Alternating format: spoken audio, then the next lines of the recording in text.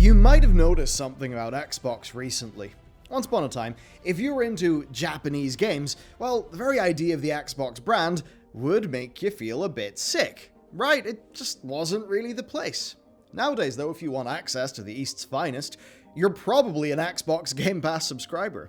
And in fact, 2020 saw the most Xbox engagement than any other time in Japan's history, and Game Pass usage on PC was reportedly 4 times higher there than the worldwide average. So, how the hell did that happen? Well, it's a little unsatisfying. There's no single answer. There's no secret ingredient that's turning the tide. Unless you count Phil Spencer. In 2020, he said that Xbox's position in Japan, quote, isn't acceptable. And as you'll find out today, Phil really did seem to mean it.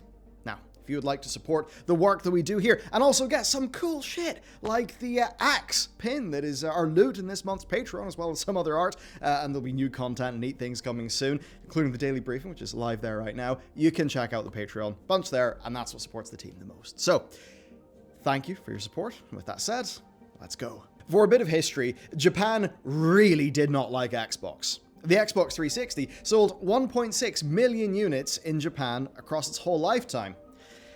And the Xbox One only managed 140,000 units. That's pitiful. Those are just a bit behind the PS3 and PS4's 10.4 and 9.3 million. And let's not get started on the Nintendo consoles. So, how did Microsoft mess up so bad? Well, the original Xbox was about as anti-Japanese as you can get. It was an all-American brand, a big market disruptor with its giant black box and oversized controller, and really, it didn't have much that would excite the Japanese market, one that historically rewards quiet, persistent success and, of course, home brand loyalty. On top of that, the game lineup was populated by mostly Western games. Now that's not to say that Xbox didn't try, because Bill Gates himself introduced the Xbox and gave a bombastic keynote speech at the Tokyo Game Show. However, the Japanese audience expected Microsoft's philosophy on fitting into Japan, and instead they got a sales pitch. Now, Microsoft did throw money at publishers for games like Dead or Alive 3, Ninja Gaiden, Steel Battalion. A good start, but it was not enough. And also, don't forget, the console was designed as an offshoot from PC gaming, which meant little for either Japanese developers or consumers at that point in time. They got almost everything wrong, and they gave up when the going got rough. Fast forward then to the 360, and while the console and controller got, less aggressively what the original Xbox was, it was still a poor showing. Microsoft opened with an expensive winning hand. They had Blue Dragoon, they had Tales of Vesperia, Star Ocean, The Last Remnant, even breaking Final Fantasy's traditional PlayStation exclusivity. But all of that was not enough. Japan was still loyal to their own. The 360 did manage to sell about 4 times as many units than its predecessor did in Japan, which surely you'd think would be a strong position for the following generation, right? No. I'm sure we all remember the Xbox One's first impression, right? The console launch was so misguided that it almost made the PlayStation 3 look reasonable. Ladies and gentlemen, introducing Xbox One. TV experience. TV. TV and movies. TV. Xbox. Watch TV. TV. TV. TV. The all-in-one living room box that nobody wanted with a built-in Kinect that only served to inflate the price. Also, any effort on Japanese exclusive deals was gone. They had bigger battles to fight at home. It never stood a chance in Japan, and that is why it only sold 140,000 units. But now, almost 20 years after this whole thing started, the tide is actually turning. Which part of their strategy, then, has let them crack Japan? It's definitely not the new console. Sales are actually pitiful as ever. They did sell out at launch of the new Xboxes, but apparently that was only 20,000 units. But since then, they've been tracking massively behind the PlayStation 5. So why this video? Where then is Xbox's win? Well, if you've been paying attention, you may have picked up on the hints. If your platform isn't Japanese, you can at least make sure that the games on it are. Now, they made some serious headway with this in the 360 gen, but, I mean, just look now. Major Japanese publishers have a foothold on Game Pass. You have Final Fantasy, Yakuza, Dragon Quest, and a lot more. All on your Xbox, your phone, and your PC. And this is the change. Because you may say, historically, the Japanese are not big PC gamers. And you'd be right. But Japan's culture has actually been shifting. According to Famitsu, 2017 saw a 50% growth in PC gamers since 2016. As of 2018, Japan's split is something like 15 million PC gamers to 23 million console gamers, and I bet PC has continued to explode since then. Now, I'd love to talk about this in excruciating detail for you, but let's just stick to the basics here, and Xbox for today. PC gaming is getting bigger in Japan, and that is thanks to a few things. First up, of course, the PS4, actually. Because the PS4 moved to the x86 architecture, and that meant that PC-like development was a thing in all the consoles. That taught Japanese developers a bunch of the skills to, do PC ports, right? Japanese PC ports have got better over time. The next thing, then, is the wave of PC games that set the West on fire, the likes of PUBG, League of Legends, Fortnite, Apex. They blew up in Japan as well and drove PC gaming, especially Apex, it seems.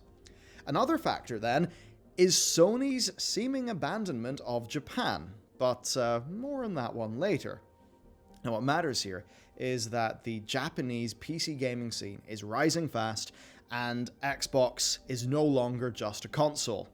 It is a platform that lives on your PC, one that has Game Pass cloud streaming and plenty of Japanese games. So imagine you are new to PC gaming. You're in a market where PC gaming is growing a lot. So you don't have a massive Steam backlog or big loyalty to Steam. Well, Game Pass's subscription model will probably seem a lot more enticing to you. Anyway, that's the more material element here. More PC gamers in Japan, Xbox is on PC. Simple, but that's actually not all. Xbox themselves are coming out swinging. We have seen some big wins since Phil took the wheel, and a Japanese victory is clearly something that's on his to-do list. Now, we've seen them working closer than before, with most of the major Japanese publishers on Game Pass. There was actually even rumors of them buying Sega outright at one point, which could still be possible. And then also there's the recent talk about Kojima working on an Xbox exclusive, which, again, that's something we would have laughed at this time last year, but now, given the amount of money Microsoft are throwing around, I think I wouldn't be surprised. And here's the real big one. Xbox sponsored 2 virtual YouTubers to stream Game Pass for an hour each. And the kicker here is that these 2 were members of HoloLive. HoloLive is the largest agency for VTubers, and it's just a big old cultural juggernaut now. The 2 sponsored members had a reasonable combined audience of about 1.2 million subscribers, but the real win here was the cultural impact. There was article after article after article about this relatively minor event, and one of the YouTube streams is just full of comments praising Phil for this genius move. Basically, it's that Xbox has got their finger on the pulse. They get it. They're more social media savvy. Even the Game Pass Twitter account regularly cracks jokes with other HoloLive members from time to time. Basically, it's like a brand doing a victory lap at this stage. And that's not all that Xbox are doing, though. They are capitalizing on the mistakes of their competition.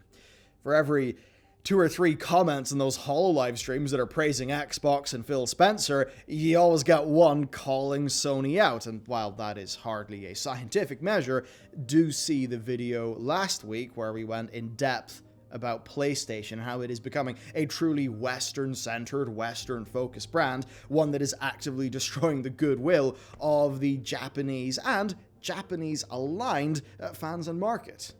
Censorship, closing Japan's studio, changing the Japanese default controls. Seriously, there's a lot going on, so check out that video for the details. For now, though, let's wrap up Xbox's victories. All of this stuff is indicative of Xbox's just big change in heart. When they first tried to break into Japan, they came in acting exactly how I think that market would have expected the American big new brand to act. Loud, bit ignorant, bit disruptive. But when Phil addressed the Tokyo Game Show in 2020, he showed, I think, the reverence that they would have wanted. He discussed the Xbox philosophy of freedom of choice, Japanese games, cloud gaming. Basically, where Bill Gates sort of failed and seemed a bit tone deaf 20 years ago, well, Phil wasn't. And it actually looks like the market is responding in kind. Now, the thing is, they're growing from a very tiny position, so this will be a slow burn, but I think it is a burn that has started. In a few years' time, we could be looking at an Xbox that holds a very strong position in Japan, perhaps even competing with PlayStation. And we'll know exactly how they got there. So there you go.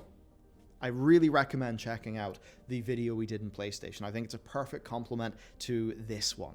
So I hope you enjoyed. I hope you found this stuff interesting as we track the movers, the shakers of the gaming market and what's going on. If you'd like more content like this, of course, be sure to drop down to the Patreon. You'll get some sweet loot. You help us make the stuff we actually like to make like this. And with that said, that's it for me. Thanks for watching. See you next time.